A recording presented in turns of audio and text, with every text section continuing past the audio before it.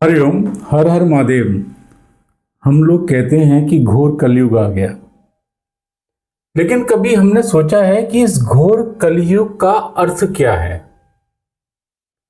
हम ये कहना चाहते हैं कि इस समय कलयुग की जो हमारे चार युगों में एक युग है जो आखिरी का है कलयुग। इन चारों युगों को मिलाकर एक युग बनता है, उसको चतुर्युग कहते हैं या महायुग कहते हैं। उसमें से आखिरी चरण जो है वो कलयुग कहा जाता है। इसकी पराकाष्ठा क्या है? जब धर्म नष्ट हो जाए, जब आप यज्ञ ना कर सकें, जहां आप तप ना कर सकें, जहां आपकी सच्चाई कहीं कोने में खड़ी होकर भीख मांगती हो, जहां असत्य की विजय हो, सत्य हमेशा रोता हुआ मिले, जहां स्वार्थ पराकाष्ठा पर हो, जहां पर आप हवन ना कर सकें, जब आप अपने चरित्र को बचा ना सकें, जब पुरुष और स्त्री आपस में सिर्फ शारीरिक ही संबंध बनाने का सोचें, जहां पर पतिव्रता पत्नीव्रता जैसे शब्द नगण्य हो जाएं, जब बच्चे कम उम्र के कामुक हो जाएं और व्यसनों में लग जाएं, हर जहां पर न्याय व्यवस्था खत्म होने लगे, जब जब न्याय एकदम लोलुपता से भर जाए, राजा बलशाली हो लेकिन तेजहीन हो, जहां पर अपराधी और जब अपराधी दंडित ना हो और पीड़ित दंडित होने लगे, जब छोटी छोटी बच्चियों के साथ में अनाचार दुराचार हो, पशुओं के साथ में अनाचार दुराचार हो, जब गोधन की रक्षा न हो, जब आपके वृद्ध माता पिता आपके ऊपर बोझ लगने लगे, उस तरीके से उस हालात में कलयुग अपनी परम सीमा पर पराकाष्ठा पर होगा। और अभी कोई कलयुग का पराकाष्ठा नहीं है। इस भारत भूमि में कलयुग आता ही नहीं अगर विधर्मी नहीं आते। उन्होंने ही हमारे धर्म को खत्म किया, धीरे धीरे हमें उस ओर धकेला और कहा कि आप ये समय जो है खराब चल रहा है, कलयुग का आगमन हो गया। सभी लोग फिर आतंकियों से आतताइयों से ग्रस्त होकर और अपने आप को भयभीत महसूस कर कर कलयुग कलयुग चिल्लाने लगे। हालांकि कलयुग का प्रथम चरण चल रहा है, जब धर्म 1 रुपये में 25 पैसा रह जाए, 75 पैसा अधर्म असत्य अनाचार रह जाए। कहने का तात्पर्य 25% आपको धर्म की बातें सुनाई दें, 75% आपको अन्य बातें सुनाई दें, पाप की, अधर्म की, असत्य की, अनाचार की। तो वो एक आपका पैरामीटर होगा, आपका आकलन करने का एक तरीका होगा कि इस समय कलयुग की पराकाष्ठाएं शुरू हो चुकी हैं। लोग दान भी इस वजह से करेंगे कि उनके पाप जो है वो कट जाएं। जैसे हमने कोई गलत काम किया और उसके बाद में हमने गरीबों को खाना खिला दिया, ये सोचकर कि हम जो खाना खिला रहे हैं ये हमारे पापों को खत्म करेगा। इस तरीके की भावनाएं हमारे मन में आ जाएंगी। हम हर चीज में कपट छल देखना शुरू कर देंगे। हम ये आप समझ रहे हैं कि जो दंड लेने वाला है वो तो पीड़ित है और जो आराम से घूम रहा है वो अपराधी है। तो ये कलयुग का ही एक लक्षण है। बहुत अच्छी बात विष्णु पुराण में कही गई है। हम अपने शास्त्रों को नहीं पढ़ते, ना उनको फॉलो करते हैं, इसीलिए हम इन चीज़ों से अनभिज्ञ हैं। विष्णु पुराण में, श्री भागवत पुराण में, महाभारत के वन पर्व में, श्री भगवद गीता में, बहुत अच्छे मनुस्मृति में कलयुग के लक्षणों के पराकाष्ठा के वर्णन किए गए हैं। और हमें एक मानसिक तौर पर कलयुग के चरण में ढकेला भी जा रहा है, क्योंकि हम उस परिप्रेक्ष्य में कभी सोचते ही नहीं।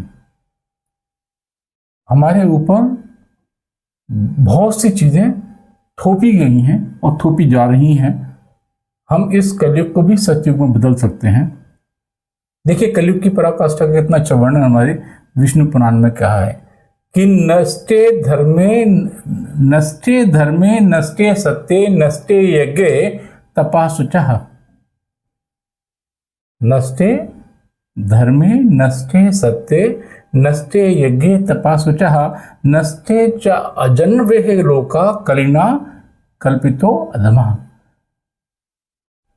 इसमें आप देखें कि कितनी अच्छा वर्णन सदियों युगों पहले, मतलब अनादिकाल से आपके लिए लिखा गया है कि जब धर्म, सत्य, यज्ञ, तप सब नष्ट हो जाएं, स्वार्थ, दंभ, अन्याय हावी हो जाए,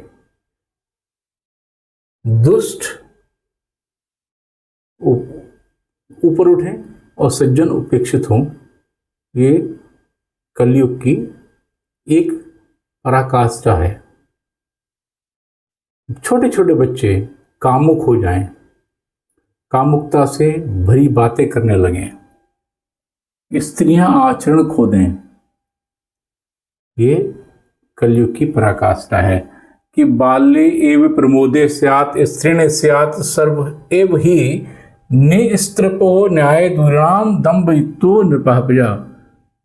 इसको हमारे विष्णु पुराण में साफ साफ तौर पर लिखा है, जो मैंने आपको भी बताया है। दुष्टा पूज्या भविष्यन्ति साट्या देवम प्रकल्पते। अर्थात दुष्टों को पूजा जाएगा और धूर्तों को देवता माना जाएगा। ये विष्णु पुराण में लिखा है, ये मैं आपको खुद नहीं बता रहा हूँ। भगवत पुराण में कलयुग की चरम अवस्था का वर्णन किया गया है कि ततः कालेन महता धर्मपादा कलेरवले नश्यन्ति वेदिका सर्वे वणिना जाम च प्रतिष्ठिता। अर्थात धर्म के सब चरण नष्ट हो जाएं, वैदिक परंपराएं समाप्त हो जाएं, तब कलयुग की पराकाष्ठा होगी। और ऐसा नहीं है कि जब कोई युग की पराकाष्ठा होती है तो उसमें कोई संशोधन नहीं होता। गीता जी कहती हैं कि यदा यदा ही धर्मस्य ग्लानिर्भवति भारतस्य अभ्युत्थानम् अधर्मस्य तदात्मानुसृजाम्यहम्। अर्थात कि जब जब धर्म की हानि होती है तब तब, यदा यदा ही धर्मस्य ग्लानिर्भवति भारत, जब जब धर्म की हानि होती है तब तक मैं जो है सृजन करने के लिए, अधर्म का नाश करने के लिए अवतरित होता हूँ। ये हमारे संस्कारों में है कि हम रोज पूजा करें, भगवान से डरें, भगवान की आराधना करें। वो इसीलिए है कि हम असत्य से, पापों से और अन्य व्यसनों से दूर रहें। जब हम इन चीज़ों से दूर रहेंगे तो हमारे लिए कोई सा भी एक युग हो, हमारा सदाचार, हमारी नैतिकता, हमारा चरित्र एकदम मजबूत रहेगा। तो हमें युगों के आने और जाने से कोई फर्क नहीं पड़ेगा। लेकिन हम अपने चरित्र को खोते जा रहे हैं, हम अपने संस्कारों को भूलते जा रहे हैं, हम अपने सदाचारों को खत्म करते जा रहे हैं, जिसकी वजह से आज हम ये कह रहे हैं कि कलयुग आ गया। और इसमें बहुत बड़ा हाथ उन लोगों का भी है जो भ्रष्ट हैं, उन लोगों का भी है जो धर्मनिरपेक्षता के नाम पर सनातन की हानि कर रहे हैं। वो ये तो नहीं सोच रहे कि वो क्या कर रहे हैं, लेकिन अपनी आने वाली नस्लों को, अपनी पीढ़ियों को खत्म कर रहे हैं एक तरीके से।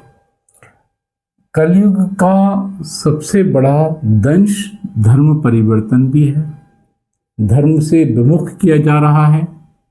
ये एक बहुत बड़ी बात है। अब इसको आप ऐसे समझें कि जब दुष्टों का सम्मान और सज्जनों का अपमान होने लगेगा तो आदमी अंदर से हतोत्साहित हो जाएगा ना। जब शासन भ्रष्ट हो जाएगा, पाखंड का प्रचार बढ़ जाएगा, तब आदमी हतोत्साहित हो जाएगा ना। जब आप हतोत्साहित होंगे तभी आप कहेंगे कि कलयुग आ गया है। तो आप अपने चरित्र को बचा कर रखें, बढ़ाकर रखें, ऊंचा बनाएं, देवताओं की, ईश्वर की, प्रकृति की पूजा करें। सब युग को आप में बदलने की क्षमता है। आप सतयुग बना सकते हैं कलयुग को। आपकी जय हो, धर्म की जय हो, भारत माता की जय।